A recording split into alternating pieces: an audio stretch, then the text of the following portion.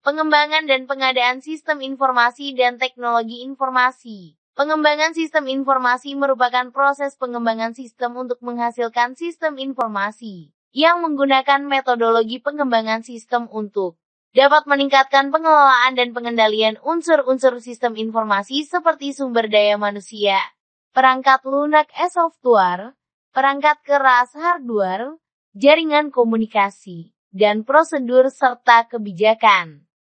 Penyebab pengembangan sistem informasi bisanya terjadi karena beberapa faktor. Yang pertama, karena adanya masalah atau ketidakberesan sistem yang lama. Kedua, kesempatan.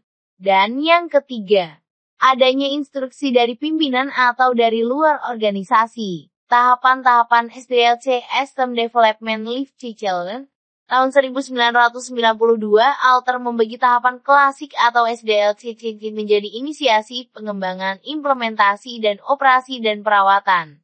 Di tahun yang sama, Fabry dan Schwab ada studi kelayakan rencana awal, analisis sistem, desain sistem, dan implementasi sistem. Berikutnya pada tahun 1998, Hofer, George dan Falaki, yaitu identifikasi dan seleksi proyek, inisiasi dan perencanaan proyek, analisis, perancangan logis, perancangan fisik, implementasi, dan perawatan. Kemudian M. Clewett dengan perencanaan, analisis, perancangan, dan implementasi. Loudon dan Loudon dengan definisi proyek, studi sistem, desain, pemrograman, instalasi, dan pasca instalasi. Jadi, secara garis besar ada 7 tahapan. Yang pertama yaitu fase perencanaan, fase analisis, fase perancangan, kemudian fase konstruksi, fase uji coba, fase integrasi, yang terakhir adalah fase operasional dan pemeliharaan. Di sini sudah cukup jelas ya, antara masing-masing tahapan, mulai dari awal hingga akhir, di mana dari setiap tahapan-tahapannya dapat terlihat masing persentasenya. 20% untuk analisis sistem, desain sistem 15%, implementasi atau coding 20%, dan terbanyak yaitu pengujian sistem sebanyak 45%.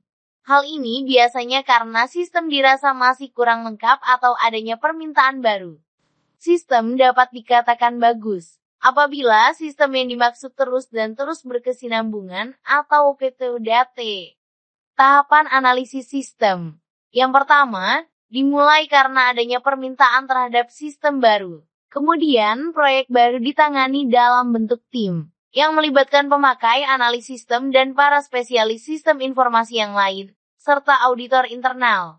Tujuan utama analisis sistem adalah untuk menentukan hal-hal detail tentang yang akan dikerjakan oleh sistem yang diusulkan. Analisis sistem mencakup studi kelayakan dan analisis kebutuhan. Tugas-tugas dalam studi kelayakan. 1. Menentukan masalah dan peluang yang dituju. 2. Pembentukan sasaran sistem baru secara keseluruhan. 3. Mengidentifikasi pemakai.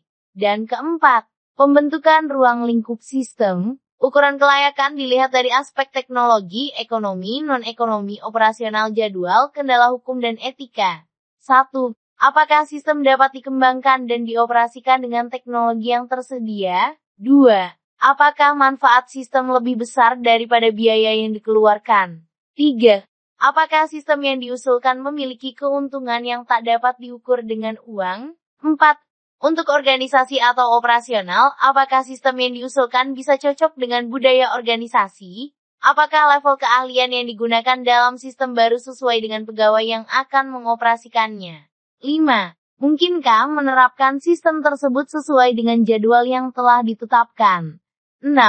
Apakah sistem yang diusulkan tidak bertentangan dengan etika atau hukum? Apakah ada kendala-kendala yang berbahaya yang dilanggar? Berikutnya yaitu analisis kebutuhan. Analisis kebutuhan dilakukan untuk menghasilkan rincian atau spesifikasi kebutuhan.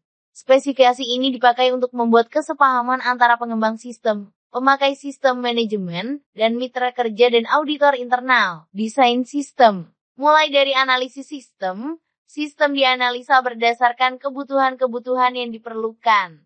Kemudian didesain baik desain konseptualnya maupun desain secara fisik sistem yang akan dibuat nantinya.